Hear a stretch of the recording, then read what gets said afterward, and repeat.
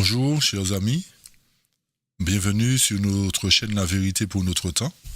Soyez richement bénis et que la grâce de notre Seigneur Jésus-Christ soit sur chacun de vous en abondance. Comme d'habitude, n'hésitez pas à liker, n'hésitez pas à partager et n'hésitez pas non plus à vous abonner pour ceux qui ne l'ont pas fait. Très bien. Notre étude du jour aura pour titre « Quel sera le sort de Jérusalem pendant et après la guerre ?» Et notre texte de base sera le chapitre 14 de Zacharie. C'est vrai que nous avons touché les premiers versets, mais il est important de comprendre la suite des versets. Okay? Donc avant tout, nous allons bien sûr prier et demander à Dieu l'aide de son Saint-Esprit. Mon Dieu, nous te demandons pardon pour nos fautes, nos transgressions. Nous réclamons de toi, de ton Saint-Esprit, pour nous aider à comprendre ta parole et nous aider à mettre en pratique, à marcher dans l'obéissance. Fortifie-nous tous, bénis-nous, garde-nous, bénis tous ceux qui ont écouté ces études et touche le cœur de tout un chacun et que ton nom soit glorifié, béni, exalté. Au nom de Jésus, je t'ai prié pour ta gloire. Amen. Amen. Juste avant de donner les explications du chapitre 14 de Zacharie, il nous faut bien retenir concernant la nation d'Israël que depuis son existence, elle n'a cessé d'être en guerre, et ce, jusqu'à présent. Elle a été attaquée par la Syrie, ensuite par Babylone, et d'autres nations l'ont attaquée.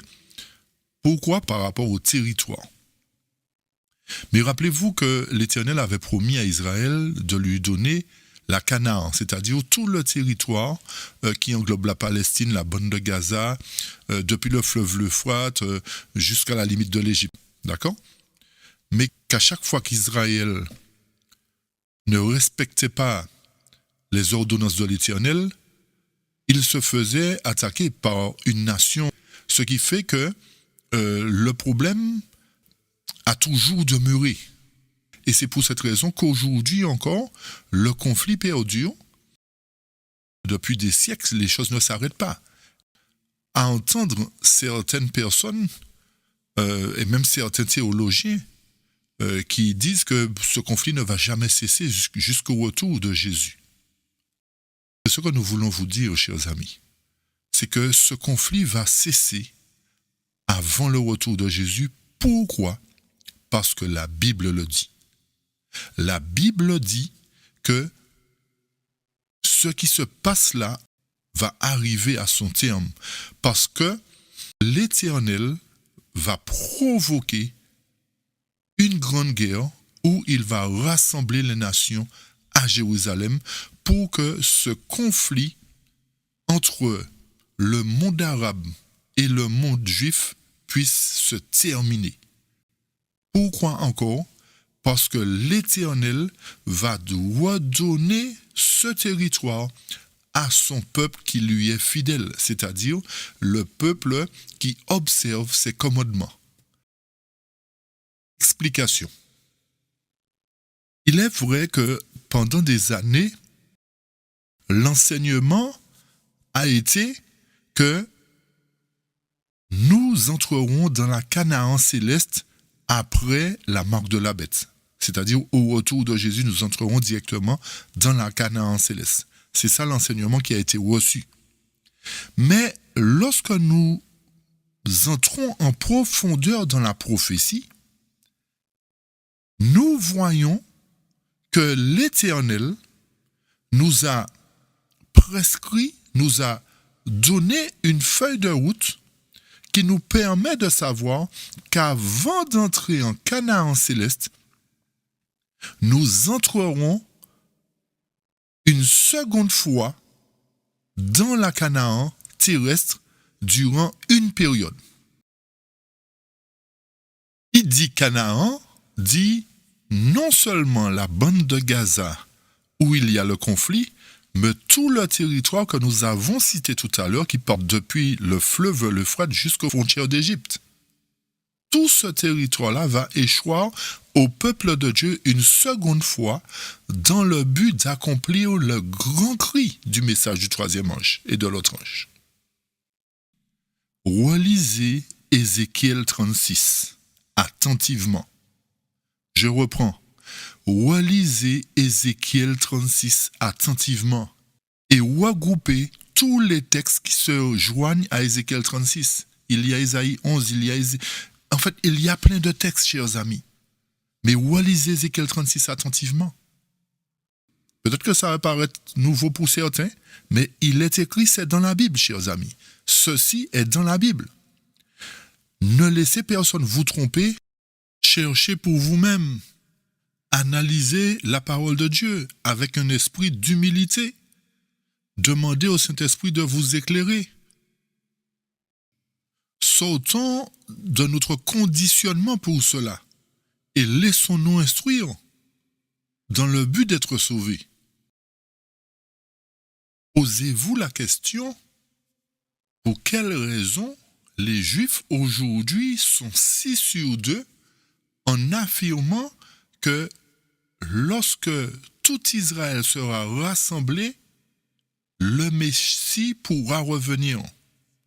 Posez-vous la question aussi aujourd'hui, pourquoi les évangéliques, en lisant la Bible, se disent que le retour d'Israël dans la terre sera pour le même événement. Mais là, il y a une partie de vérité dans ce qu'ils disent et une partie d'erreur. Pourquoi? Parce que la vérité est que il y aura effectivement un rassemblement, un retour d'Israël dans sa terre, mais il ne s'agit pas de cet Israël, c'est là l'erreur.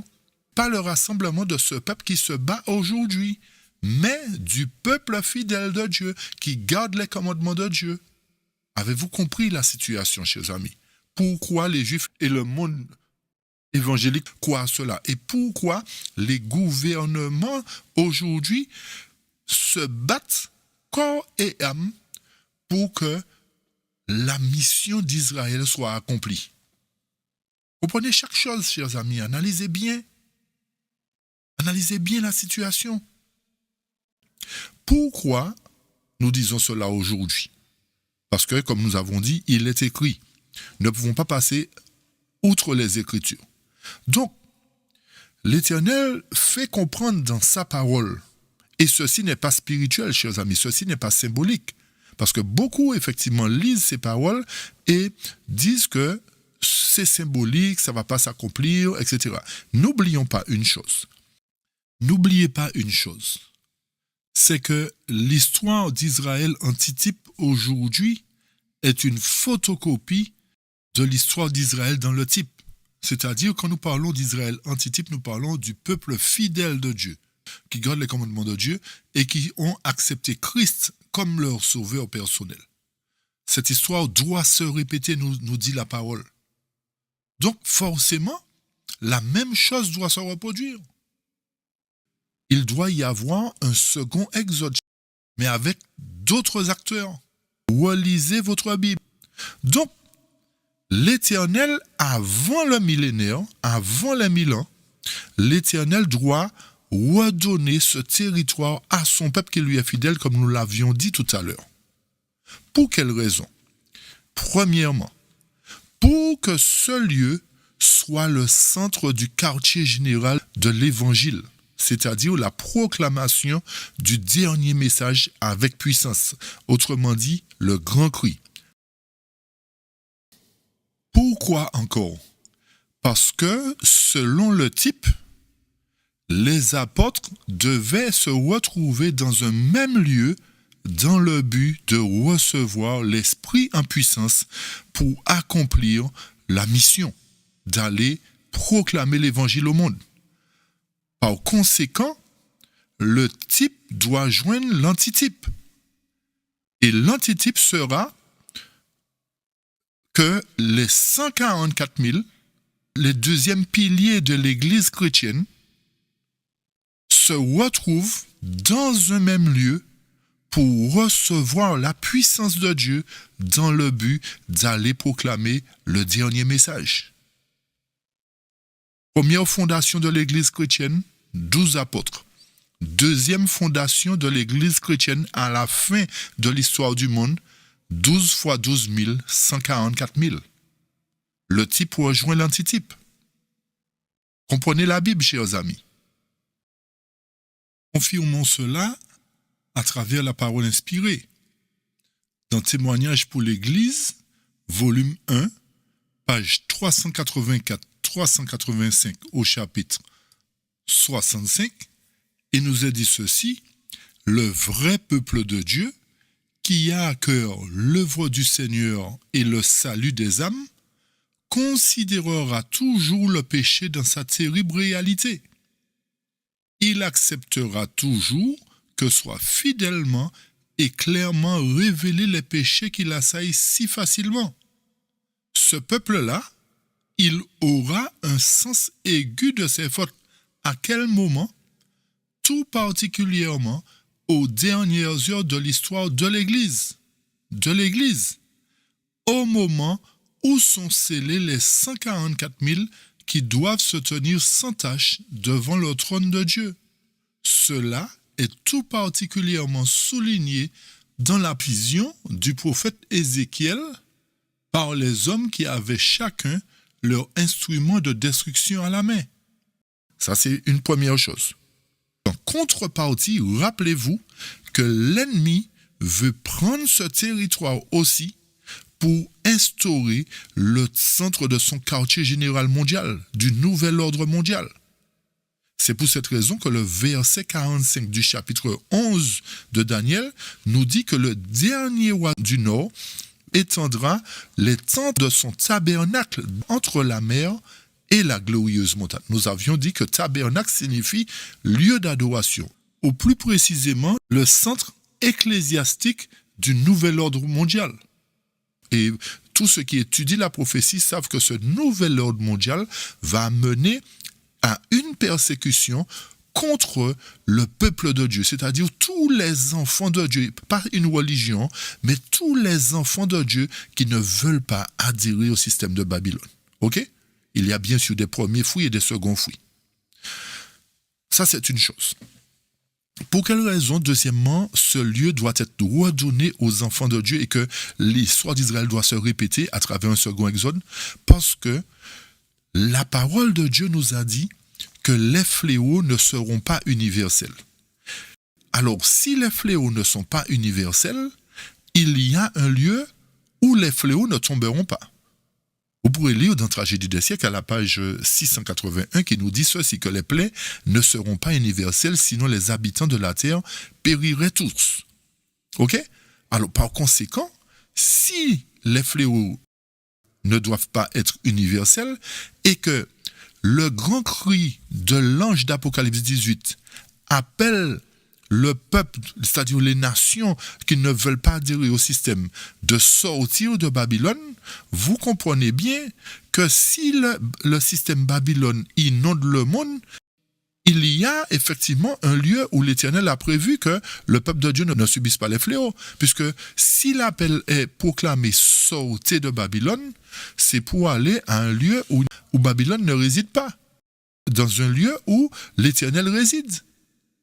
Alors vous comprenez pour quelle raison l'Éternel doit récupérer la terre et qu'il va prendre les choses en main dans ce temps-là. Vous le comprendrez clairement dans le chapitre de Zacharie 14 que nous allons déchiffrer tout à l'heure. Je vais vous inviter à lire deux textes avec moi qui sont très importants. Le premier se trouve dans Ésaïe 51, versets 9 à 11. Vous pourrez relire tout le chapitre aussi et joindre ce chapitre-là à Ézéchiel 36 comme nous l'avions dit tout à l'heure. D'accord? Lisons ce que le texte nous dit. Réveille-toi, verset 9. Réveille-toi, réveille-toi, revêt-toi de force, bras de l'Éternel. Réveille-toi comme au jour d'autrefois, dans les anciens âges. N'est-ce pas toi qui as bâti l'Égypte, qui transperça le monstre? N'est-ce pas toi qui mis à sec la mer, les eaux du grand abîme, qui fraya dans les profondeurs de la mer un chemin pour le passage des rachetés? Ainsi, verset 11, écoutez bien le verset 11.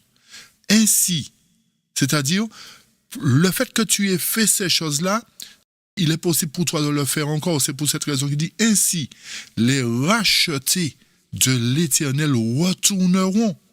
Pourquoi retourneront, chers amis? C'est parce que selon Jacques 1, le peuple de Dieu est dispersé à travers le monde. Ok? Par conséquent, ils doivent retourner. Ainsi, les rachetés de l'Éternel retourneront, ils iront à Sion avec chant de triomphe. Remarquez bien que ce sont les rachetés. Et remarquez bien que le verset 9 et 10, lors du passage de la mer Rouge, lors de la sortie d'Égypte, c'était aussi des rachetés. Donc, le type rejoint encore l'antitype. Les rachetés retourneront à Sion. Ils iront avec chant d'allégresse et une joie éternelle, chers amis. Ce n'est pas une joie temporelle. Une joie éternelle couronnera leur tête. L'allégresse et la joie s'approcheront. La douleur et les gémissements s'enfuiront. À l'heure où nous parlons, il n'y a pas de joie. Et depuis l'existence d'Israël dans le type, il n'y a pas eu de joie. Par conséquent, cette prophétie reste à venir, où le peuple de Dieu fidèle retrouvera la joie. Il y aura une joie éternelle à ce moment-là. Encore une fois, à l'heure où nous parlons, il n'y a pas de joie. La douleur et les gémissements sont là. Il y a toujours conflit. Mais à un moment donné, comme l'Éternel a libéré le peuple d'Israël de l'Égypte, de la main de Pharaon, de ce monstre, l'Éternel va libérer son peuple du joug assyrien. Et ils retourneront à Sion. Où seront les 144 000? Sur le mont Sion. Si ce texte n'est pas assez clair, allons toujours dans Ésaïe. Allons consulter Ésaïe 35. Le texte nous dit au verset 8, « Il y aura là un chemin frayé, une route qu'on appellera la voie sainte. » Chers amis, le texte est au futur. D'accord? Le texte est au futur. Donc, il doit y avoir une voie sainte. Écoutez bien la suite du verset 8. « Nul impur n'y passera. » Comprenez-vous la parole de Dieu, chers amis? Ça voudrait dire que lorsque l'Éternel va frayer la route dans Ésaïe chapitre 11, on appellera cette route-là la voie sainte. Et le peuple qui passera par cette route sera un peuple pur. Les impurs ne passeront pas par cette route. Le texte nous dit, cette route-là, elle sera pour eux seuls, pour le peuple racheté, chers amis. Ces choses-là ne se sont pas encore accomplies. Ça ne va pas s'accomplir après les 1000 ans. Parce qu'après les 1000 ans, on ne va pas prendre une route sainte, chers amis. Au retour de Jésus, on ne va pas prendre une route sainte. Vous comprenez la parole de Dieu, chers amis? Après les 1000 ans, il n'y a pas de route sainte à prendre. Et le texte poursuit et nous dit, ceux qui la suivront, même les insensés, ne pourront s'égarer. Je poursuis au verset 9. Sur cette route, écoutez bien, sur cette route, point de lion, nulle bête féroce ne la prendra, nul ne s'y rencontrera. Qui sont ceux qui y marcheront? Les délivrés y marcheront. Chers amis, la parole de Dieu nous dit qu'il doit y avoir un second exode. Il nous faut désapprendre pour réapprendre. Depuis des années, l'ennemi a introduit la communauté, a introduit l'Église et a enseigné des paroles qui ne sont pas bibliques. Aujourd'hui, il nous faut nous plonger dans la parole de Dieu pour la comprendre, pour que nous soyons sauvés. Si nous continuons à suivre des fables et des suppositions, nous serons perdus, chers amis. Le texte poursuit et nous dit au verset 10 du chapitre 35, « Les rachetés de l'Éternel retourneront. » Le chapitre 51 nous a dit au verset 11 que les rachetés de l'Éternel retourneront. Une deuxième fois, au chapitre 35, le texte nous dit encore que les rachetés de l'Éternel retourneront, ils iront à Sion avec des chants de triomphe. Une joie éternelle couronnera leur tête, chers amis. L'allégresse et la joie s'approcheront, les douleurs et les gémissements s'enfuiront. Avez-vous compris que par 2 fois, l'Éternel répète les mêmes choses? L'Éternel répète les mêmes choses par 2 fois au chapitre 51 et au chapitre 35. Quand l'Éternel répète 2 fois la même chose, c'est qu'il s'agit d'un sujet important. Et il n'a pas répété seulement 2 fois, il a répété dans tous les prophètes sont unanimes sur ce point que le peuple de Dieu doit revenir. Ces paroles se sont-elles accomplies déjà? Non. C'est le futur. Le chapitre 35 nous parle du futur, chers amis. La situation est critique. Alors que nous vivons les dernières heures de l'histoire du monde, l'Éternel nous lance des signaux pour que nous puissions prendre conscience de l'imminence du temps, pour que nous puissions revenir à une meilleure éducation spirituelle, à une éducation spirituelle pure. L'ennemi est en train de combattre pour nous troubler, pour nous pousser à suivre des hommes, à suivre des suppositions. Et beaucoup d'hommes aujourd'hui, lorsque certains leur demandent qu'est-ce que tu penses de tel passage, de tel texte, ah mais c'est symbolique, ne te fie pas à ça, n'écoute pas ceci, ne fais pas cela. Au jour du jugement, ces hommes ne seront pas à côté de vous. Ces hommes ne seront pas à côté de nous. Chacun devra rendre compte pour lui-même. Revenez à l'Éternel avant qu'il ne soit trop tard, chers amis. À travers tout ce qui se passe une fois de plus, vous voyez que les signes des temps se manifestent, que l'Éternel nous interpelle. N'endurcissez pas vos cœurs, comme nous dit la parole. Il est temps de revenir au pied de l'Éternel, à l'école de Jésus. Alors il est important pour nous, aujourd'hui, de comprendre le plan de Dieu, de comprendre la feuille de route que l'Éternel nous a prescrite, de l'analyser. Sinon, nous passerons à côté de cette bénédiction. Rappelez-vous que l'Éternel est Dieu, chers amis, et qu'il ne faillit pas dans sa mission, qu'il connaît l'avenir, il sait le plan des hommes. Donc, il ne peut pas permettre que les hommes le devancent. On poursuit, chers amis. Il nous faut comprendre que le monde a une feuille de route qu'il a mise en place. Mais ce monde-là est conduit véritablement par Satan. Et Satan lui-même a choisi ses agents. Durant toute l'histoire du monde, il a choisi différentes nations ou différentes personnes, différentes entités, comme vous voulez. Il a choisi l'Égypte, il a choisi la Syrie, il a choisi Babylone, il a choisi Rome, et il a choisi le système papal entre 538 et 1798. Aujourd'hui, ce monde-là est conduit par la franc-maçonnerie. Mais pas une simple franc-maçonnerie, chers amis. Une franc-maçonnerie qui porte le nom de la nation qui est en guerre aujourd'hui. N'allons pas dire trop de choses. OK? Et c'est eux qui mènent le monde. C'est eux qui dirigent le monde aujourd'hui. Le manège tourne et ils font un tour de manège. C'est-à-dire, Rome a fait son tour de manège entre 538 et 1798. Là, c'est la franc-maçonnerie qui prend le contrôle à travers les plus riches qui sont ce que j'ai dit tout à l'heure. En fait, pourquoi nous disons cela? C'est parce que nous nous rendons compte aujourd'hui qu'à travers cette élite franc-maçonne mondialiste, que le monde est en train d'atteindre son paroxysme diabolique.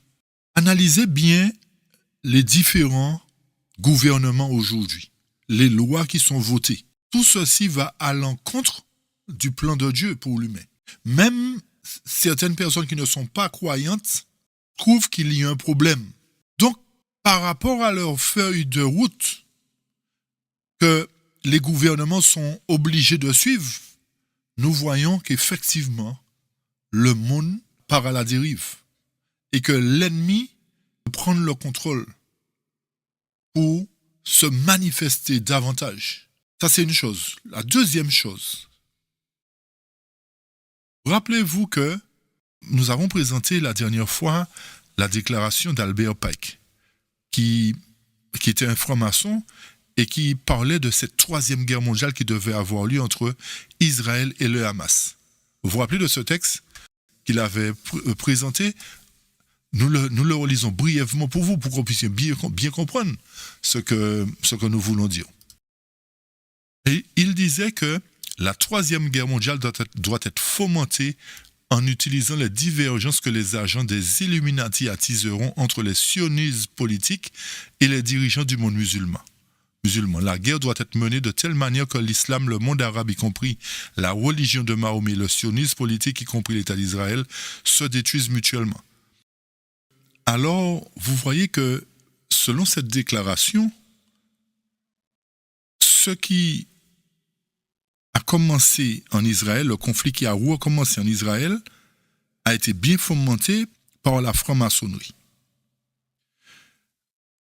Dans quelques instants, je vais vous passer juste un extrait du responsable de la République française lors de son passage à la loge du Grand Orient de France. Et pour vous confirmer, en fait, qu'aujourd'hui, à travers le règne des nations, c'est bien la franc-maçonnerie qui conduit aujourd'hui. Et ce n'est pas une simple franc-maçonnerie. Parce que ceux qui sont en bas de l'échelle ne comprennent pas forcément ce qui se passe en haut de l'échelle. Ok? C'est pour cette raison que nous disons que ce n'est pas une simple franc-maçonnerie. Il y a des rites, il y a des choses qui sont présentées dans cela, dans cette franc-maçonnerie spéciale, qui amènent ces gens à être conduits véritablement par l'ennemi. Ok? Écoutez cette déclaration et nous poursuivrons par la suite.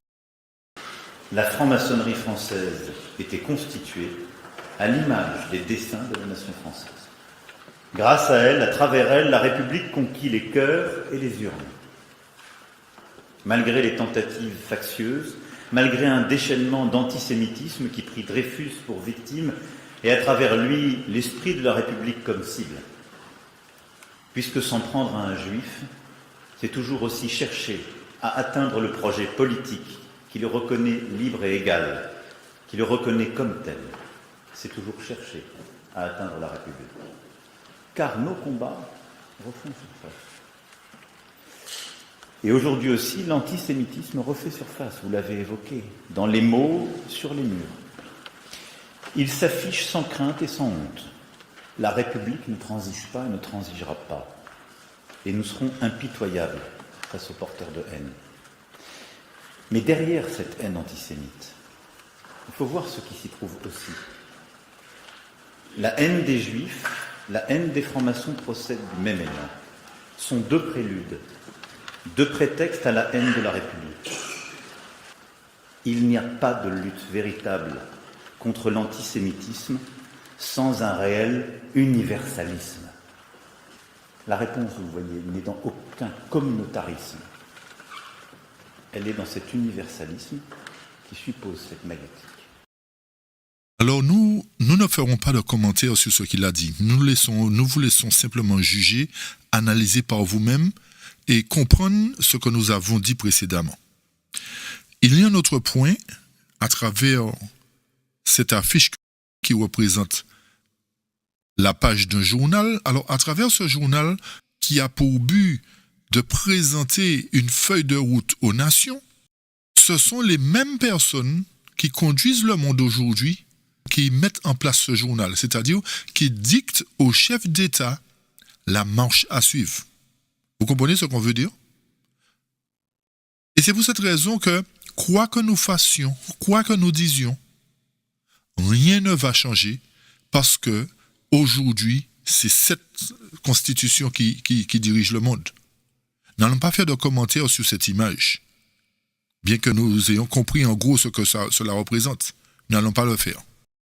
Mais comprenons bien que quand vous regroupez toutes les déclarations ceci confirme ce que nous disons, qu'aujourd'hui c'est bien cette franc-maçonnerie qui dirige le monde. Écoutons maintenant le premier ministre israélien qui a fait une déclaration se référant à un texte biblique du prophète Ésaïe afin de donner une raison de sa mission ou de son champ d'action ou de manœuvre.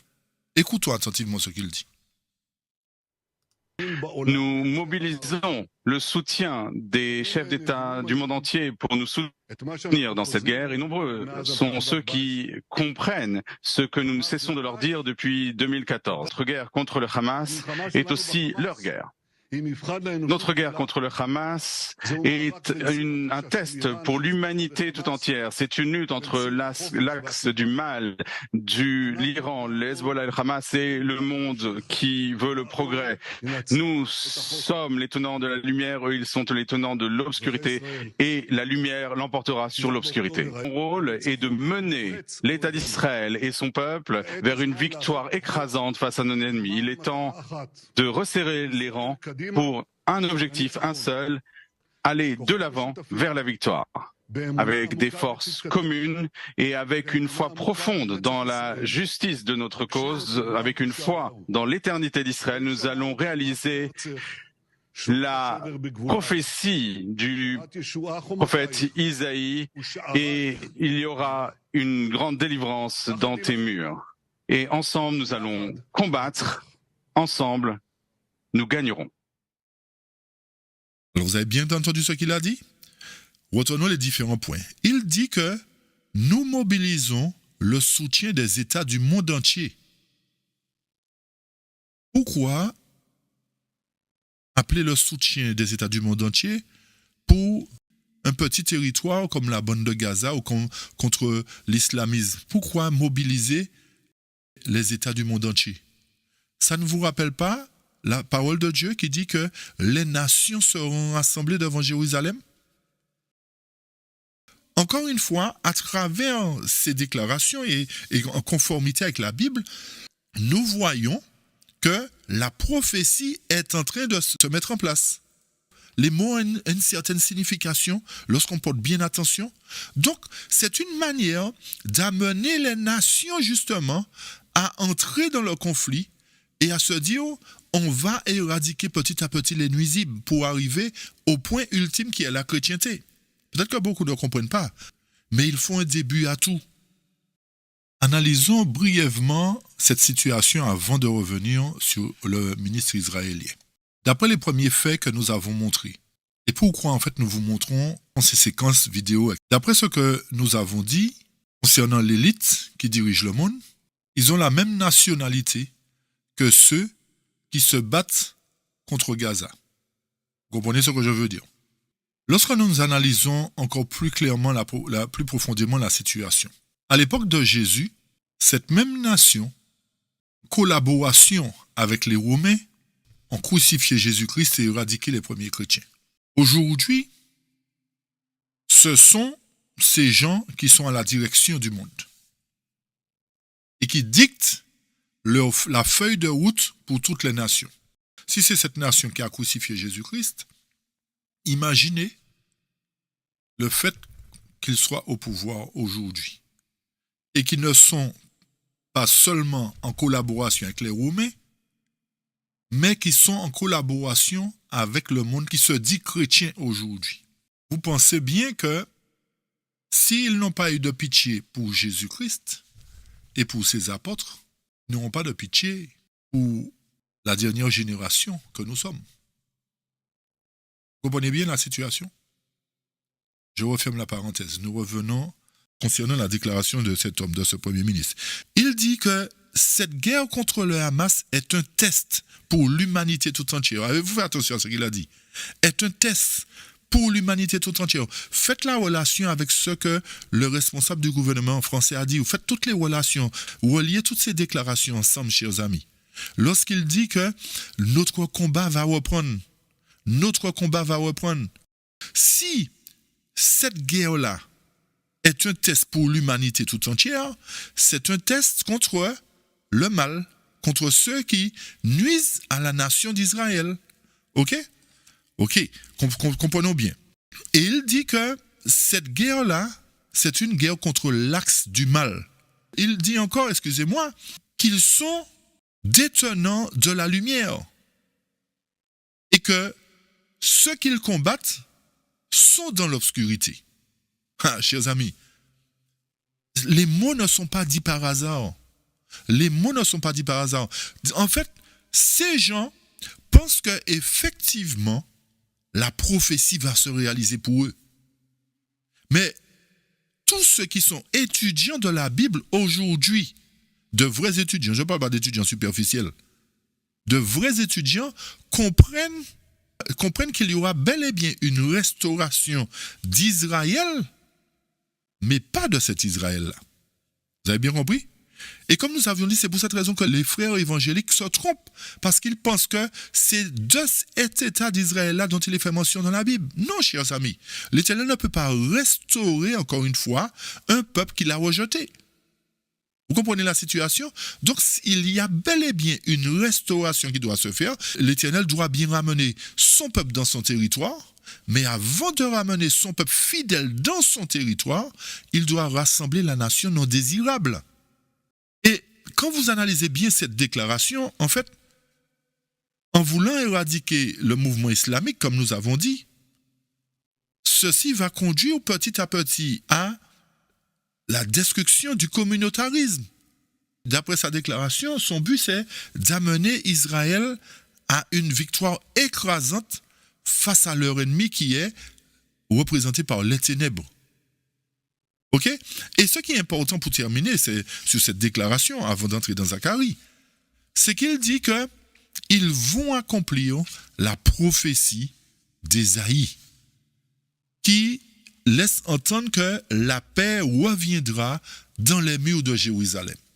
Chers amis, la situation est importante à considérer là. Alors, quelle est cette déclaration d'Ésaïe dont il cite, qui montre qu'effectivement, il y aura la paix et la sécurité? Lorsqu'on va dans Ésaïe 60, verset 18, le texte nous dit « On n'entendra plus parler de violence dans ton pays, de dévastation et de ruine dans tes frontières. Mais tu appelleras tes murailles salut et tes portes louange. » Donc, ce premier ministre est en train de dire que cette prophétie d'Ésaïe va se réaliser pour eux. Pourquoi? Parce qu'ils vont éradiquer l'axe du mal. Mes chers amis, laissez-moi vous dire que cette prophétie-là ne va pas se réaliser pour eux. Parce que, rappelez-vous, et nous allons le toucher dans Zacharie tout de suite là, rappelez-vous que l'Éternel, à ce moment-là, lorsque la grande guerre va éclater, pas le conflit qui a commencé là, l'Éternel ne va pas intervenir dans ce conflit-là. C'est-à-dire qu'il permet que ça se fasse. Mais retenez bien que l'Éternel va intervenir lui-même lors de cette grande guerre. C'est-à-dire à l'issue de ce conflit entre Israël et le Hamas. Alors, il y a certaines personnes qui déclarent que, comme Israël a toujours été en guerre contre les musulmans, contre l'islam, contre les Arabes, on va dire, mais c'est une guerre qui va commencer, qui va s'achever, qui va reprendre. En fait, ça n'aura jamais de fin. Chers amis, c'est ne pas comprendre la prophétie biblique. N'oubliez pas que, effectivement, le peuple de Dieu a toujours été opprimé depuis des siècles. Depuis des siècles, nous l'avions montré dans d'autres études. Mais il arrive un temps, justement, où l'Éternel va dire « C'est bon, c'est fini aujourd'hui pour le temps des nations ». Rappelez-vous les textes cités au départ, précédemment dans notre étude. Le temps des nations est arrivé à sa fin. Donc, qui dit que le temps des nations est arrivé à sa fin? C'est que, en contrepartie, le camp de Dieu va prendre existence.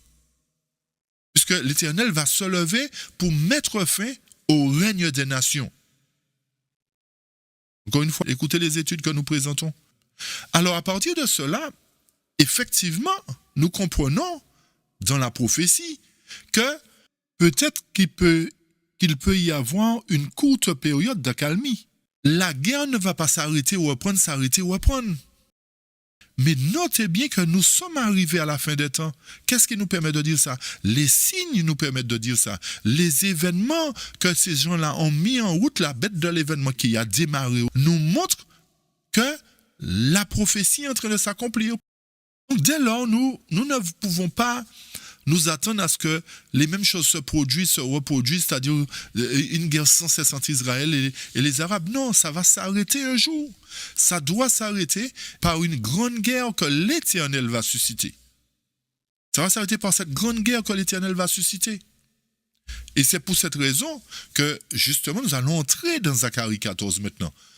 J'espère que vous avez bien fait tous les liens pour montrer, en résumé de cette première partie, que le conflit qui a commencé là n'est pas un conflit que nous devons prendre à la légère comme nous avons dit.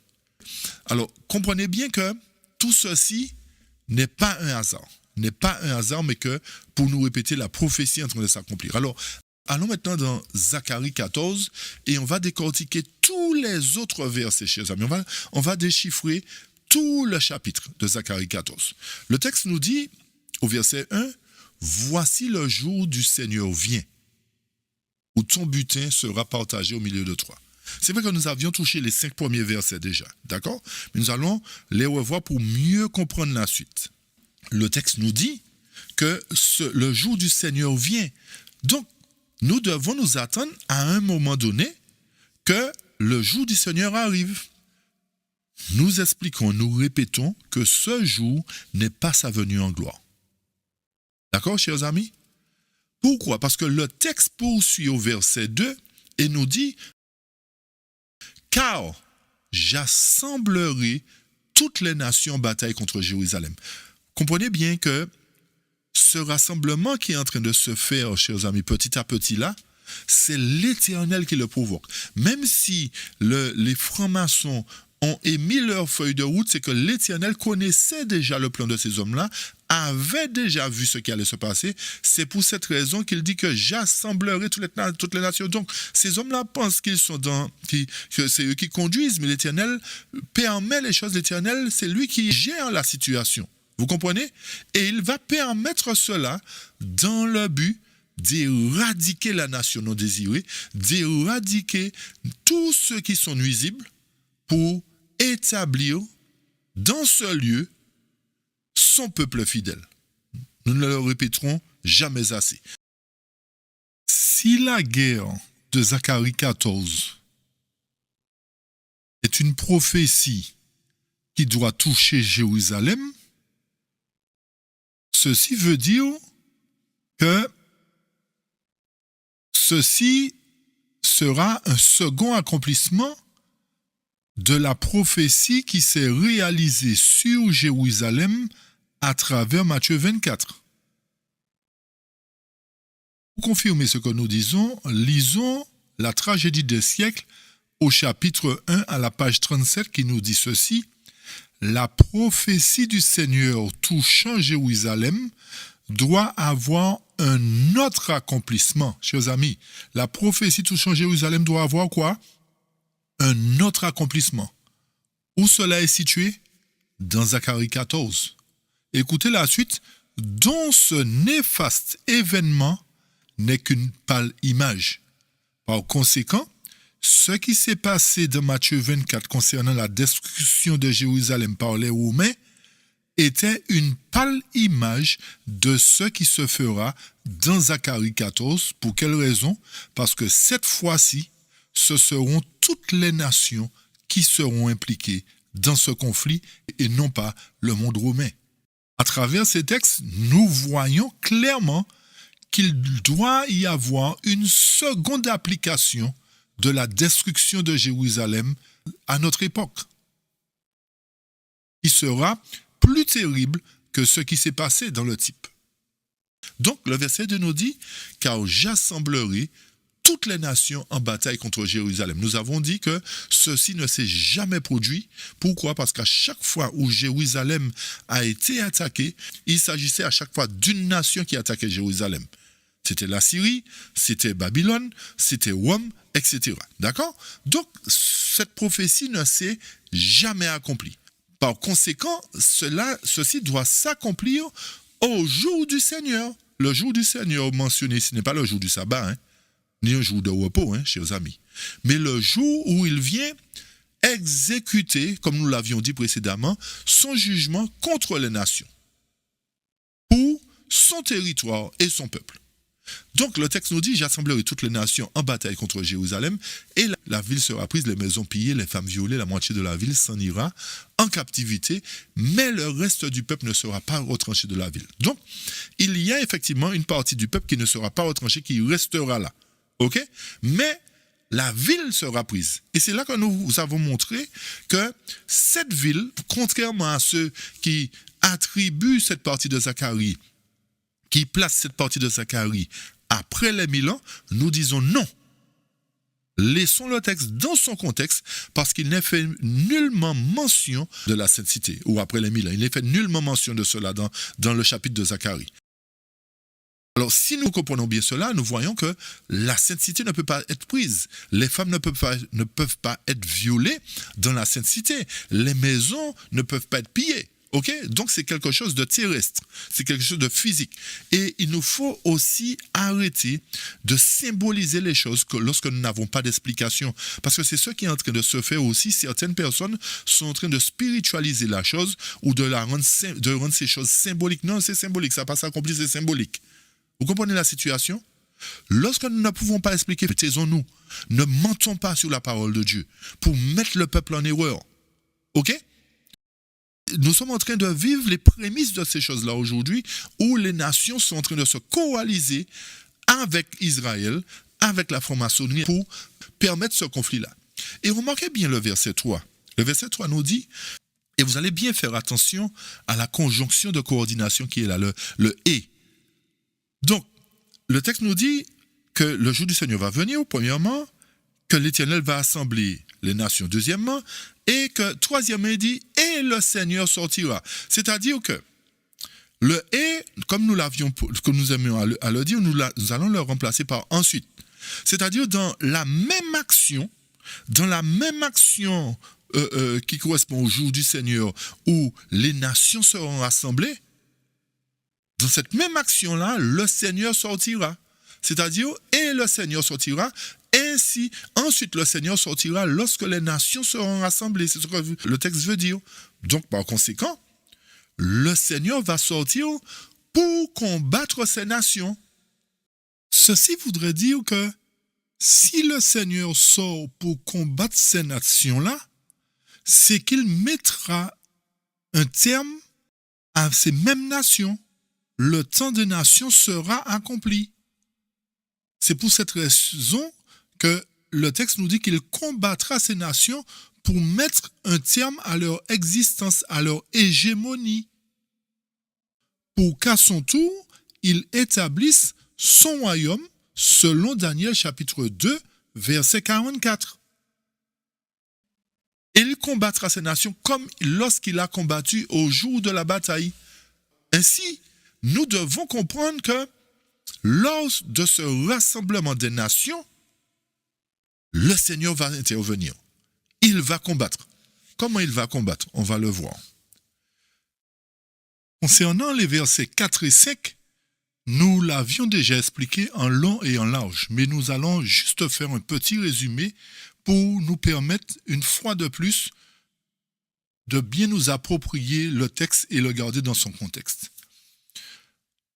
Nous avions dit les fois dernières que le verset 4 et 5 ne s'accomplira pas littéralement.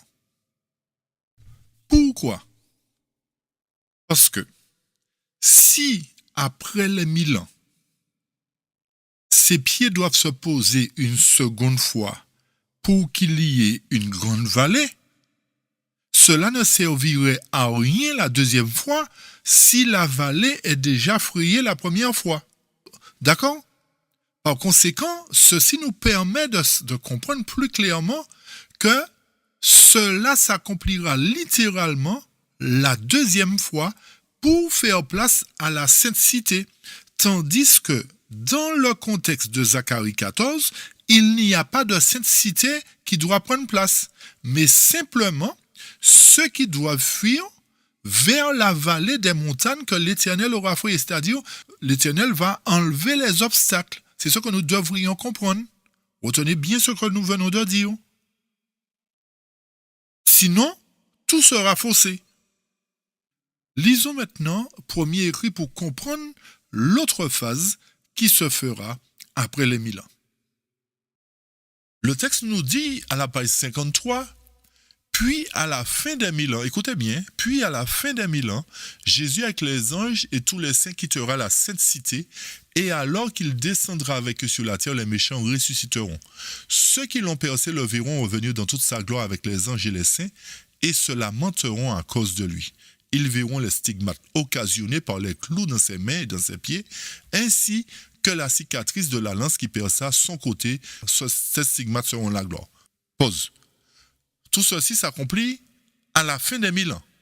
Écoutez la suite.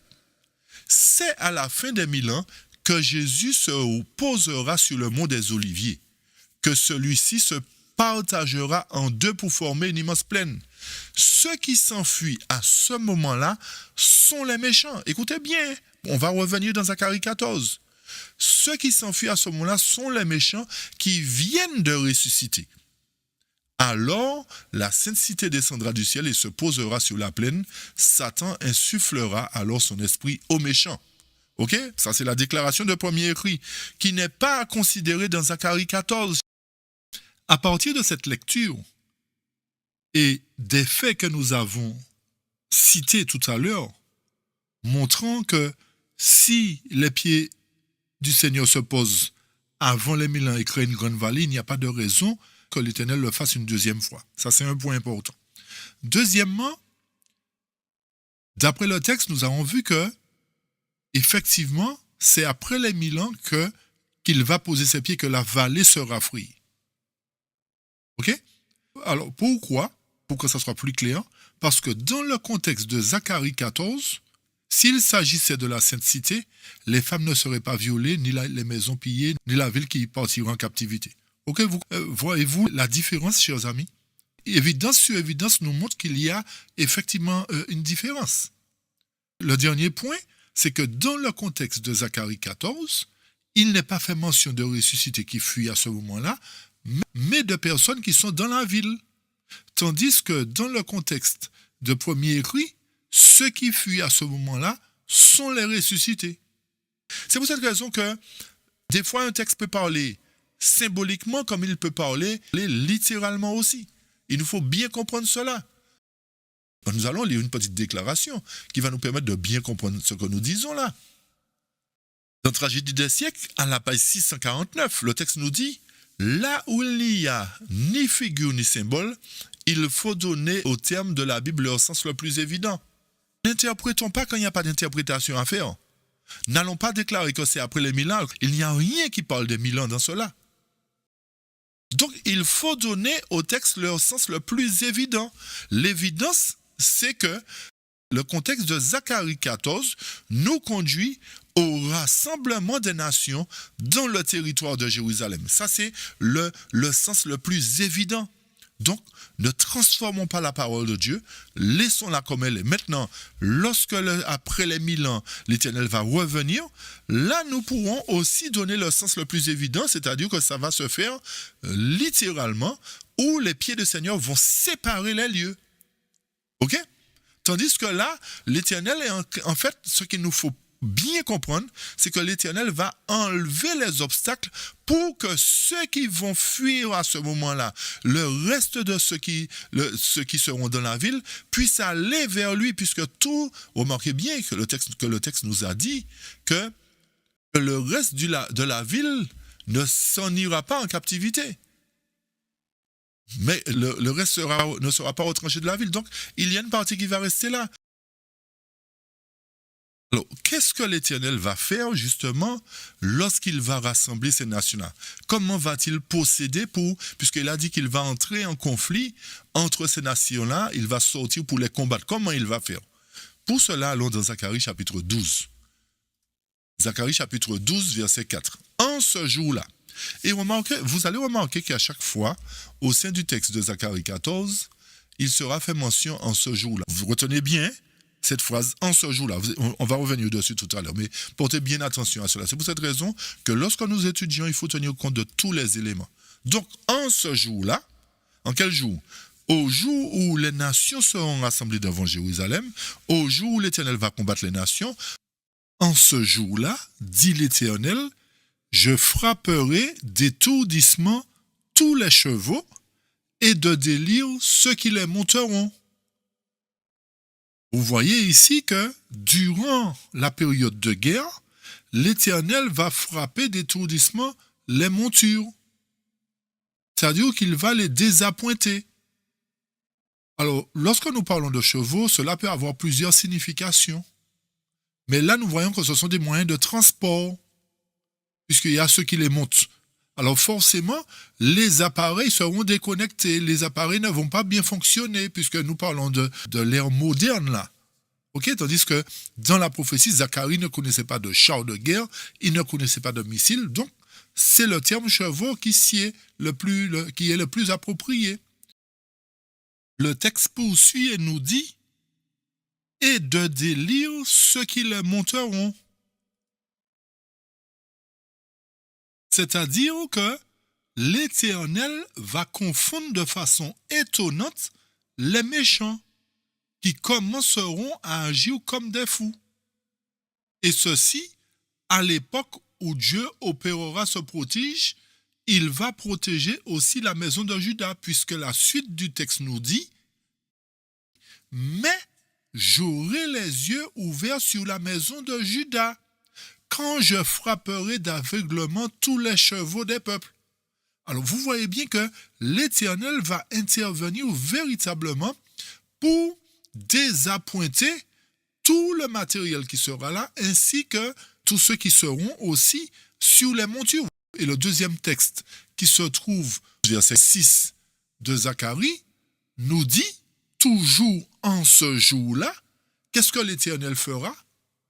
Je ferai des chefs de Juda comme un foyer ardent parmi du bois, comme une torche enflammée parmi des gerbes. Ils dévoreront à droite et à gauche tous les peuples d'alentour, et Jérusalem restera à sa place à Jérusalem. Alors, que signifient toutes ces choses? Un foyer ardent parmi du bois, une torche enflammée parmi des gerbes, ils dévoreront à droite et à gauche tous les peuples d'alentour. Ceci nous amène à considérer le fait que le peuple de Dieu, étant un foyer ardent parmi du bois, montre que ce sera la puissance de l'Évangile qui alimentera le peuple de Dieu, qui l'alimentera. Remarquez bien, foyer, c'est petit, d'accord? Lorsque ce foyer-là va commencer à brûler le bois, c'est-à-dire que l'Évangile sera proclamé d'une manière progressive, petit à petit, et ça va grandir, comme une torche enflammée parmi des gerbes. Là, vous voyez que ça commence à grandir. La torche enflammée parmi les gerbes, ça brûle plus vite. D'accord? Tandis que pour le bois, ça prend un petit peu de temps, progressivement, et que ça va s'émanciper. Et le texte nous dit, ils dévoreront à droite et à gauche. Est-ce que ça veut dire qu'ils vont manger les gens? Ils vont manger les peuples d'alentour? Non. C'est-à-dire que la puissance de cet évangile qui sera proclamé à ce moment-là va affecter les païens, va interpeller les gens qui seront là, va les toucher à un point où ils se diront que c'est bien la vérité qui est là, c'est le message de l'Éternel, donc nous l'accepterons, et en contrepartie, ceux qui ne l'accepteront pas seront rejetés. Donc, comprenons bien que ce foyer-là représente la puissance de l'Évangile qui sera proclamée à partir du moment où les enfants de Dieu recevront le feu, l'Esprit en puissance, recevront le Saint-Esprit en puissance, comme au temps des apôtres, à travers les flammes de feu. D'accord? Et c'est à ce moment-là, justement, que la prophétie de Daniel, chapitre 2, verset 44, trouvera son accomplissement. C'est-à-dire que dans le temps de ces rois, pas après leur temps, mais dans le temps de ces rois, lorsque l'Éternel frappera les nations, le Dieu des cieux suscitera un royaume qui ne sera jamais détruit, parce que ce royaume-là sera comme un feu. Ce peuple-là sera comme un feu. C'est-à-dire, ce royaume ne sera jamais détruit et ce royaume ne passera point sous la domination d'un autre peuple. Pourquoi encore? Parce que l'Éternel aura exterminé les nations au préalable. Il aura frappé les nations au préalable pour préparer son peuple. Et à partir de ce moment-là, lorsque le texte nous dit qu'ils dévoreront à droite et à gauche, c'est la fin du verset 44 du Daniel chapitre 2 qui trouve son accomplissement. Il brisera, c'est-à-dire ce royaume-là conduit par l'Éternel, il brisera et anéantira tous ces royaumes-là. Et lui-même, ce royaume-là, ce foyer ardent-là, subsistera éternellement. Et à partir de ce moment-là, ou suite à cela encore, dans le même laps de temps, durant cette proclamation, durant la période où le peuple de Dieu sera un foyer ardent, où ils dévoreront, Michée 4, verset 2, va trouver son accomplissement. Qu'est-ce que nous dit Michée 4, verset 2? Il arrivera que des nations s'y rendront en foule et diront « Venez et montons à la montagne de l'Éternel, à la maison du Dieu de Jacob. » Pour quelle raison? Afin qu'il nous enseigne ses voies et que nous marchions dans ses sentiers. Pourquoi? Car de Sion sortira la loi, c'est-à-dire la vérité, et de Jérusalem la parole de l'Éternel. Alors vous comprenez bien qu'à partir de ce moment-là, lorsque le peuple de Dieu sera puissant, les nations qui entendront la vérité viendront vers l'Éternel, tourneront leur cœur vers l'Éternel et non vers l'image de la bête pour ne pas prendre la marque de la bête. Il faut que l'Éternel ait un peuple puissant comme un foyer parmi du bois, comme une torche enflammée, pour pouvoir dévorer la bête et son image, pour renverser le système, comme cela s'est produit dans le type à l'époque de David et de Goliath. Mais retenez une chose, avant qu'il reçoive cette puissance ou avant qu'il soit comme un foyer au milieu du bois, il faut qu'il passe en jugement. Il faut que le jugement des vivants se réalise avant, trouve son accomplissement avant, c'est-à-dire durant la guerre, après le scellement, lorsque Michael va se lever, plus précisément. Et après cela, effectivement, ils pourront être comme un foyer au milieu du bois ou encore comme des soldats sous la bannière, terribles comme des soldats sous la bannière. Et le verset 6 nous dit « Et Jérusalem restera à sa place, à Jérusalem. » Donc, le lieu restera le même, chers amis. Mais le peuple de Dieu y résidera. Ceci nous amène à comprendre encore plus clairement que lorsque Jacques parle des 12 tribus qui sont dispersées à travers le monde, il sait bien ce qu'il fait. Il sait bien ce qu'il dit. Et l'Éternel confirme cela en disant « Je vais ramener mes 12 tribus dans mon territoire. » Vous avez compris la situation? Donc ce n'est pas par hasard que Jacques dit ça. Jacques sait que le peuple de Dieu est dispersé à travers le monde. Déjà à l'époque de la Syrie, mais les deux autres tribus, Juda et Benjamin qui étaient là, ont été dispersés, c'est-à-dire les Juifs christianisés. Ils se sont multipliés à travers le peuple. Il y a des chrétiens, en fait, l'Éternel les connaît, chers amis. L'Éternel les connaît. Rappelez-vous du titre que nous avions présenté, chers amis. Le titre disait quoi? Quel sera le sort de Jérusalem pendant et après la guerre? Donc le sort de Jérusalem, c'est que pendant la guerre, cette terre-là sera, ainsi que les infidèles qui sont là seront détruits. Et après la guerre, le peuple de Dieu sera en sécurité. En fait, Zacharie nous donne tout le déroulement du programme de l'Éternel à partir de la guerre et après la guerre. Vous avez bien compris, je répète. Zacharie 14 nous donne la feuille de route complète de l'Éternel à partir depuis la guerre et jusqu'après la guerre. Vous avez bien compris, chers amis, je répète une troisième fois. Les nations ont donné leur feuille de route. OK? Ils ont donné leur feuille de route, ils ont montré, ils ont prévu 2030, etc. Bon, bref. Mais retenez bien que la feuille de route de l'Éternel à travers Zacharie 14, c'est qu'il nous montre tout le déroulement de son programme d'une manière générale, depuis le moment où la guerre va se faire et jusqu'après la guerre, après la restauration de toutes choses. OK? Tout est contenu dans Zacharie 14. Maintenant, petit à petit, vous allez pouvoir coller tous les textes à Zacharie 14. Tous les textes doivent rejoindre Zacharie 14. OK? Retenez bien que ce lieu-là sera le centre du quartier général de l'Éternel. Alors que les nations veulent prendre ce lieu pour en faire leur quartier général, l'Éternel va leur montrer que non, c'est pas à vous que ça va revenir. Ça reviendra à mon peuple. Ça me reviendra. Je vais récupérer ma terre. C'est ce que nous devrions comprendre. OK? D'accord. Poursuivons maintenant. Alors, au verset 6, il nous dit, on revient au chapitre 14, chers amis, et on marquait toujours la conjonction de coordination et qui nous signale que c'est dans le même laps de temps, durant le même événement, on va dire. D'accord? C'est dans le même événement que ça se produit. La conjonction nous montre que c'est dans le même événement. Donc, la guerre, c'est l'élément déclencheur. Et dans ce même événement-là, et ceci, et cela, et ceci, et cela. Donc, le verset 6 nous dit, et il arrivera, on marquait encore une fois, quand ce jour-là, quel jour? Le jour du Seigneur, au moment de la guerre. Donc, il arrivera quand ce jour-là, la lumière ne sera ni claire ni obscurité, mais ce sera un jour lequel sera connu du Seigneur, ni jour ni nuit, mais il arrivera qu'au temps du soir, il y aura de la lumière. Qu'est-ce que le verset 6 et 7 veulent bien nous dire? Rappelez-vous que durant toute la période de l'Évangile, il y a eu des moments de ténèbres spirituelles et d'autres moments où la lumière jaillissait, la lumière brillait. C'est ce que veut dire le verset 6. Mais ce même verset 6 nous dit qu'en ce jour-là, au jour où l'Éternel va récupérer son territoire, qu'il va frapper la nation, qu'il va établir son peuple comme un foyer ardent, à partir de ce jour-là, la lumière va briller constamment.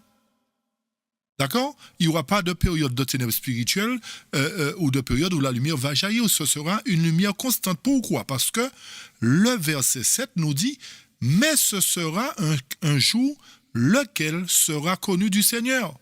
Donc c'est un jour qui va marquer les temps, qui va marquer, ce sera un événement grandiose. C'est-à-dire, plus loin, ni jour ni nuit. Pas de période de ténèbres, comme on a dit. C'est-à-dire que la lumière ne sera pas vacillante. Un jour, elle brille, un jour, elle est dans les ténèbres, etc. C'est-à-dire par rapport aux persécutions. Hein, vous comprenez bien, d'accord? Mais la fin du verset 7 nous dit « Mais il arrivera qu'au temps du soir, il y aura de la lumière ». Quand le texte nous dit « au temps du soir », c'est-à-dire la fin du jour prophétique. La fin du jour prophétique, puisque durant ce temps-là, nous arriverons véritablement à la fin, puisque lorsque le peuple de Dieu sera comme un foyer autour du bois, ce sera la fin, vers la fin de la proclamation de l'Évangile. Alors, qui dit fin de proclamation de l'Évangile, dit la fin du jour, au temps du soir, lorsque la nuit tombe, ou encore, on peut considérer comme étant temps du soir comme étant une période de ténèbres spirituelles sur la terre. À partir de ces ténèbres-là, dues à l'image et à la mort de la bête, ok? Dans ces ténèbres-là, il y aura de la lumière. Donc, vous voyez bien que dans Zacharie 14, l'Éternel nous montre comment il va opérer avec son peuple, comment il va mettre les choses en place pour que, à partir de ce moment, la lumière puisse briller définitivement. Définitivement. Et cette lumière va briller grâce aux ouvriers de la 11e heure qui seront comme un foyer au milieu du bois, qui iront proclamer ce message au temps du soir, c'est-à-dire durant la dernière heure prophétique, pour que le monde puisse être éclairé par ce message puissant et ce grand cri qui les invitera à sortir de Babylone. Tout ceci montrera que l'Éternel aura pris les choses en main et que la mission des ouvriers de la 11e, autrement dit les 144 000, s'accomplira à partir de ce moment-là, alors que les ténèbres seront sur la terre, la lumière brillera de son plein éclat. Le verset 8 nous dit « Et il adviendra qu'en ce jour-là, retenez encore, en ce jour-là, chers amis, des eaux vives sortiront de Jérusalem. » Où est-ce, chers amis? Pas de la Sainte Cité, pas de la Nouvelle Jérusalem, mais de Jérusalem, le lieu où il y a eu le conflit, le lieu où les nations ont été rassemblées. Donc, les eaux vives mentionnées ici représentent la pure parole de Dieu, puisque dans Jean 4, verset 14, le texte nous dit « Mais celui qui boira de l'eau que je lui donnerai n'aura jamais soif, et que l'eau que je lui donnerai deviendra en lui une source d'eau qui jaillira jusque dans la vie éternelle. » Par conséquent, cette eau-là sera la pure parole de Dieu, encore une fois de plus. Donc, à un moment donné, après la guerre, la lumière va briller. Et c'est pour cette raison que dans la bouche des 144 000, il n'y aura pas d'obscurité, il n'y aura pas de fraude. La lumière va briller de tout son éclat. OK? Et le texte termine, ce sera en été comme en hiver. Rappelez-vous qu'après les 1000 ans, chers amis, il n'y aura plus ni été ni hiver. OK? Il n'y aura pas été ni hiver après les 1000 ans. Parce que l'Éternel sera au milieu de nous. On n'aura pas besoin de marquer les temps et les saisons. Nous serons dans l'éternité. Donc, vous comprenez bien que dans ce contexte, tout ceci se déroule encore sur la terre. On poursuit, verset 9. Et le Seigneur, c'est-à-dire ensuite, encore une fois, chers amis, et la conjonction de coordination. Et remarquez à chaque fois, comme je vous ai dit, faites attention à Zacharie 14. Il y a la conjonction de coordination pour nous montrer que c'est le même événement, et il y a aussi la phrase « en ce jour-là ». Donc le verset 9 nous dit « Et le Seigneur sera roi sur toute la terre en ce jour-là. Il y aura un Seigneur et son nom sera un. » Finissez-vous par comprendre que à ce moment-là, le royaume de Dieu sera établi. Daniel 2, verset 44. Avez-vous compris que l'Éternel sera roi sur toute la terre en ce jour-là, à partir du moment où il se lève? Ça se rapporte à Daniel chapitre 12. Si le texte nous dit qu'en ce jour-là, dans le même contexte de la guerre, que l'Éternel sera roi de toute la terre, c'est que la guerre entre Israël et le monde arabe va s'arrêter définitivement, parce que l'Éternel va mettre un terme. Pourquoi? Parce qu'en contrepartie, l'ennemi veut établir un nouvel ordre mondial. Alors, comme l'ennemi veut établir un nouvel ordre mondial, l'Éternel ne va pas permettre que cela se fasse. L'Éternel ne va pas permettre que ce nouvel ordre mondial s'établisse indéfiniment. Donc, il va susciter son peuple, il prendra les choses en main, il sera roi sur la terre.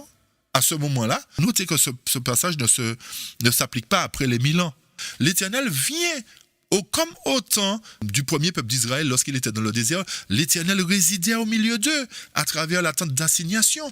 L'Éternel était là avec eux.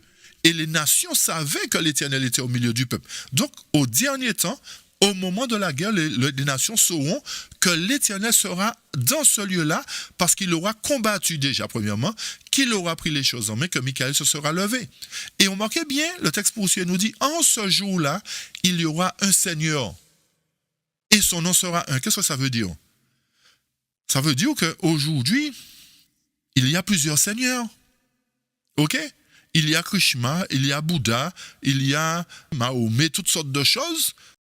Mais à ce moment-là, tout le monde va proclamer un seul Seigneur.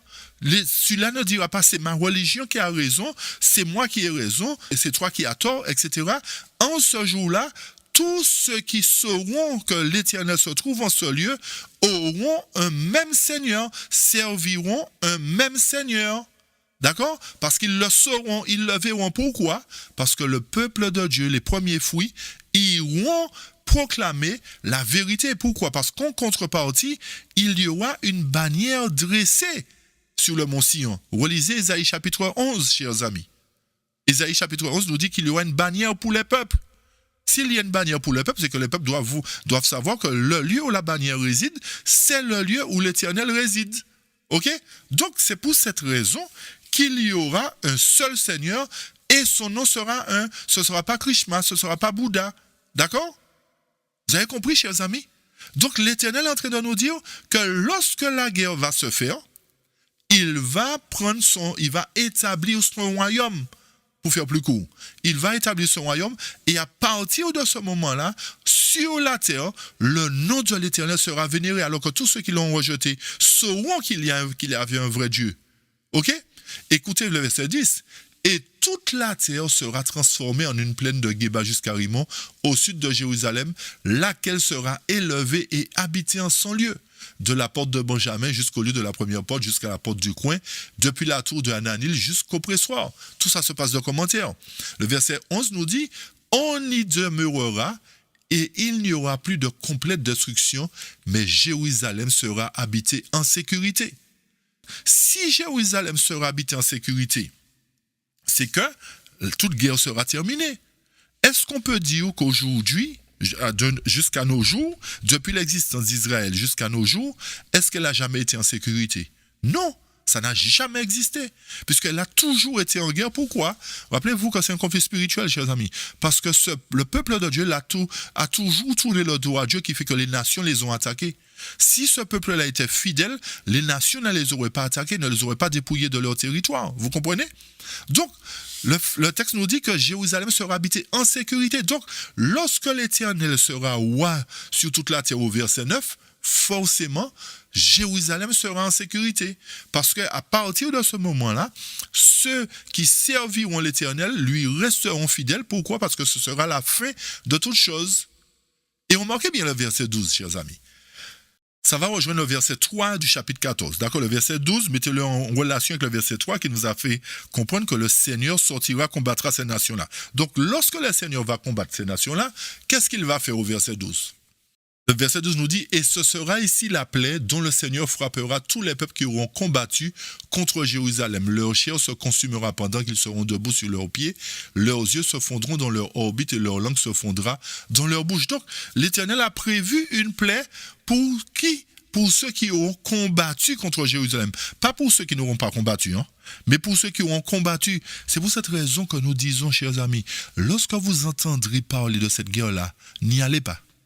Lorsqu'on va faire appel aux réservistes, n'y allez pas. Lorsqu'on va faire appel aux infirmières, n'y allez pas. Pourquoi? Parce que tous ceux qui auront combattu dans cette guerre contre Jérusalem recevront une plaie. Voulez-vous recevoir la plaie? Donc si vous ne voulez pas recevoir la plaie, n'y allez pas. Vaut mieux faire la prison. Vous avez compris la situation, chers amis? L'Éternel ne va pas rigoler à ce moment-là. Que vous soyez chrétien ou pas, vous ne devez pas entrer dans cette guerre. Ce que nous devons comprendre, c'est que l'Éternel rassemble ces nations-là qui ont opprimé leur peuple. Alors, si vous êtes le peuple de Dieu, ne vous trouvez pas dans ces nations lorsque la guerre va commencer. C'est ce qu'il nous faut comprendre. Donc, l'Éternel nous dit qu'il va frapper de ces nations d'une plaie. Et cette plaie ne fait pas référence aux 7 plaies d'Apocalypse chapitre 15. Ça n'a rien à voir avec les 7 plaies d'Apocalypse chapitre 15. D'accord? Et d'ailleurs, Apocalypse chapitre 15 nous dit qu'il y a 7 dernières plaies. Donc, s'il y a 7 dernières plaies, puisque le texte nous dit, puis je vis au ciel un autre signe, grand et admirable, savoir 7 anges qui avaient les 7 dernières plaies, quand c'est par elles que la colère de Dieu est consommée. Donc, s'il y a 7 dernières plaies, c'est qu'il y a des plaies qui doivent tomber en amont. Vous avez bien compris, chers amis? Donc, cette plaie-là qui tombe dans Zacharie 14 fait partie de l'une des celles qui tombe avant les 7 dernières. Avez-vous compris la situation?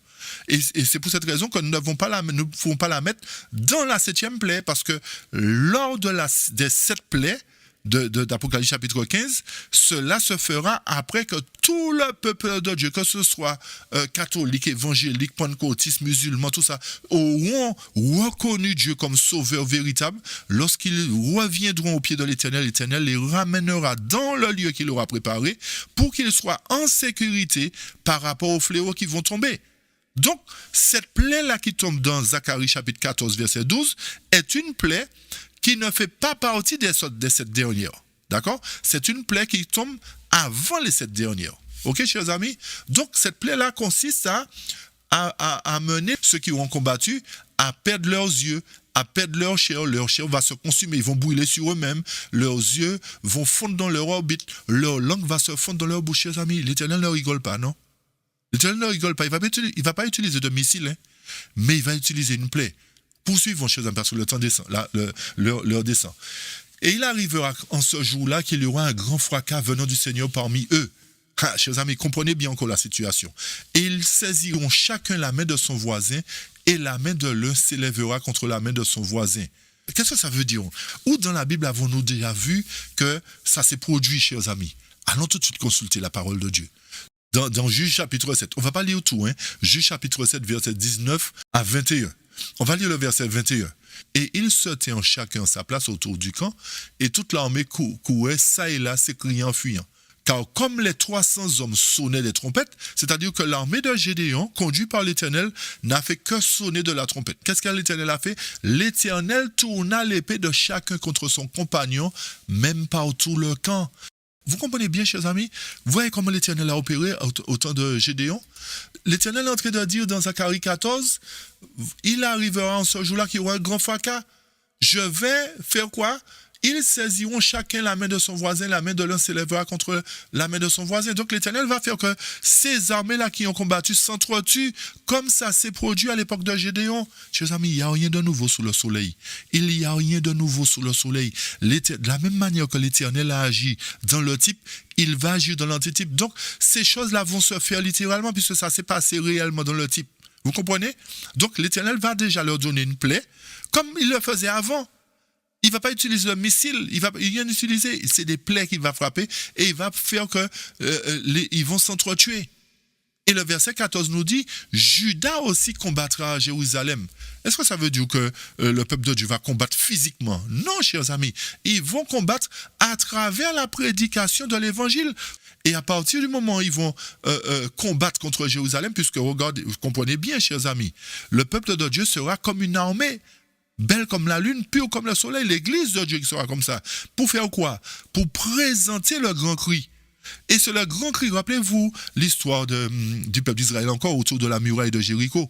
Ils ont chanté, ils ont crié, chers amis. Ils ont crié, la muraille s'est effondrée.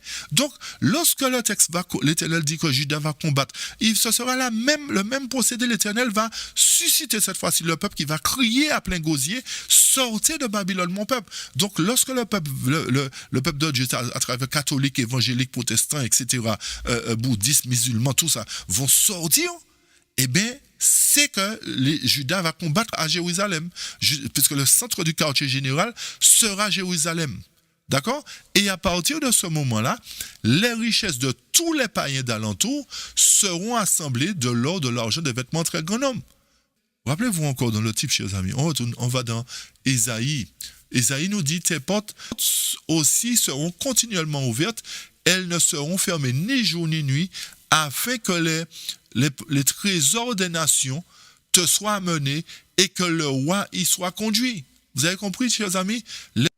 Lorsque le verset 14 du chapitre 14 nous dit que les richesses de tous les païens d'alentour seront rassemblées, eh bien l'Éternel va permettre que les païens ramènent. Ok? Au verset 15 maintenant. Telle aussi sera la plaie du cheval, du mulet, du chameau, de l'ânesse, de toutes les bêtes qui seront dans ces camps comme l'autre plaie. Ok? Donc, les animaux aussi vont subir, les humains vont subir la plaie, mais les animaux aussi vont subir. Verset 16. Et il arrivera, remarquez toujours la conjonction, et il arrivera que tous ceux qui seront restés de toutes les nations venues contre Jérusalem monteront chaque année adorer le roi, le Seigneur des seigneurs des armées, et pour célébrer la fête des tabernacles. Donc, ici, il nous fait comprendre que ceux qui auront combattu vont subir des pertes. Ok? Mais ceux qui n'auront pas combattu, c'est-à-dire les familles qui seront restées dans leur pays et qui ont regardé la guerre de loin, lorsqu'ils entendront le peuple de Dieu proclamer l'évangile et qu'ils sauront qu'il y a un étendard dans ce lieu, eh bien à ce moment-là, tous ceux qui ne seront pas des nations qui auront combattu contre Jérusalem vont monter chaque année pour adorer le roi. Pourquoi? Parce que la vérité sortira de là. Le quartier général de l'Éternel sera là. Donc les nations vont affluer.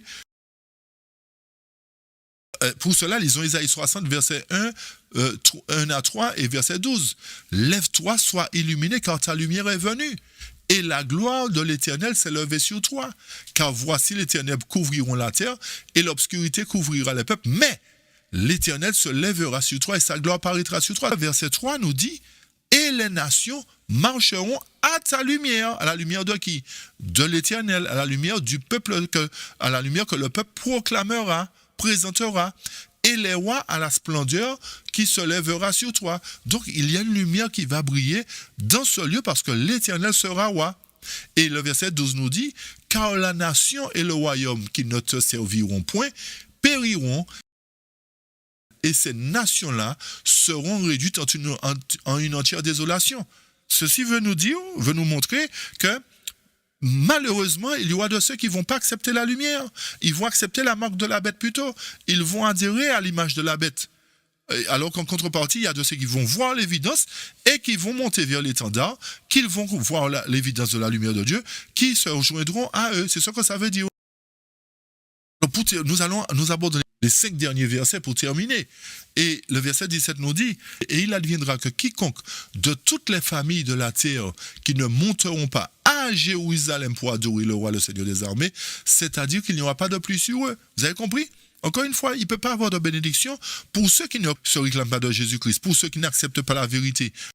Verset 18 nous dit, « Et si la famille d'Égypte ne monte pas et ne vient pas, sur laquelle il n'y a pas de pluie, ils seront frappés de la plaie dont le Seigneur frappera qui? Les païens qui ne seront pas montés pour célébrer la fête de tabernacle. » Vous comprenez? Telle sera la punition de l'Égypte et la punition de toute nation qui ne seront pas montées pour célébrer la fête de tabernacle. Alors on peut considérer l'Égypte comme un lieu géographique, oui, mais on peut considérer l'Égypte comme la mondanité aussi. C'est-à-dire que la punition sera sur le monde, puisque quand vous relisez premier service chrétien, page 49 de mémoire, il nous dit que l'Église retourne résolument en Égypte, qui dit vers la mondanité. Donc on peut considérer l'Égypte là aussi comme la mondanité. Telle sera la punition du monde et la punition de toutes les nations qui ne seront pas montées pour célébrer la fête de tabernacle. Et le verset 20 nous dit, en ce jour-là, vous voyez encore en ce jour-là, il y aura écrit sur les clochettes de chevaux, sainteté au Seigneur, et les marmites de la maison du Seigneur seront comme les coupes devant l'autel. Quand on considère les clochettes des chevaux, cela ne sert à aucun autre but que d'aider le maître à localiser le cheval. Ainsi donc, ce ne sera que ces serviteurs de l'Éternel dont les clochettes, c'est-à-dire la voix, émettent un son qui sera sainteté à l'Éternel, que le Seigneur pourra localiser et rassembler comme étant les siens. D'accord? C'est ce que veut dire le verset 20. Et le verset 21, pour terminer, « Oui, toute marmite dans Jérusalem et dans Juda sera sainte au Seigneur des armées, et tous ceux qui sacrifieront viendront et prendront et cuiront. Et il n'y aura plus en ce jour-là de Canaanaïtes dans la maison du Seigneur des armées. » Chers amis, en d'autres termes, l'Éternel nous dit que tout ce qui sera dans ce lieu-là, en ce temps-là, sera consacré à l'Éternel. Quel que soit l'humain qui sera là, il sera consacré. Quel que soit l'ustensile qui sera là, il sera consacré, chers amis. J'espère, chers amis, que cette étude a été claire et que cette étude nous a permis de voir, en fait, que l'ennemi a une feuille de route qu'il a mise en place pour que les dirigeants de la terre puissent la suivre. Mais nous avons vu en contrepartie que l'Éternel aussi nous a donné une feuille de route. L'Éternel nous a montré comment il va mettre en place les choses.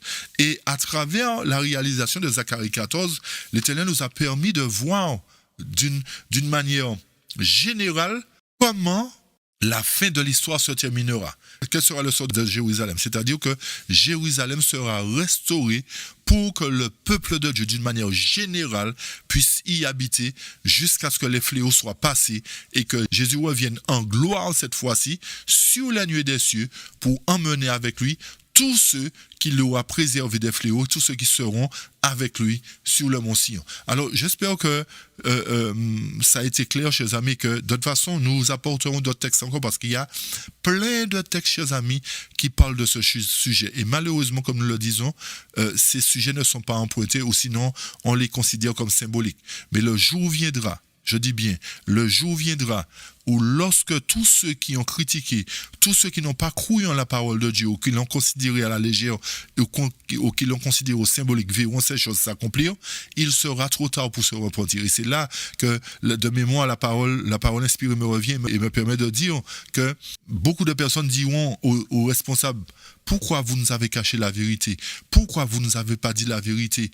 Vous le saviez, vous ne l'avez pas dit. C'est vrai qu'il y a de ceux qui le savent, qui le cachent, mais il y a de ceux qui ne le savent pas aussi. Chers amis, mais le jour vient. Alors, plaise à Dieu que nous ne voyons pas ce jour venir, que nous soyons perdus, mais que nous voyons ce jour venir et que nous puissions nous réjouir avec l'Éternel, chers amis. Alors que Dieu nous garde et nous aide et nous bénisse et que son nom soit exalté et glorifié dès maintenant et pour toujours. Et n'oubliez pas non plus, chers amis, de partager ces études. N'oubliez pas de vous abonner pour ceux qui ne l'ont pas fait, mais partagez ces études parce que le temps touche à sa fin. Il faut que le peuple de Dieu connaisse le plan de Dieu. Nous connaissons le plan de l'homme, mais il est important pour nous de connaître le plan de Dieu. Soyez bénis une fois de plus. Amen. Amen.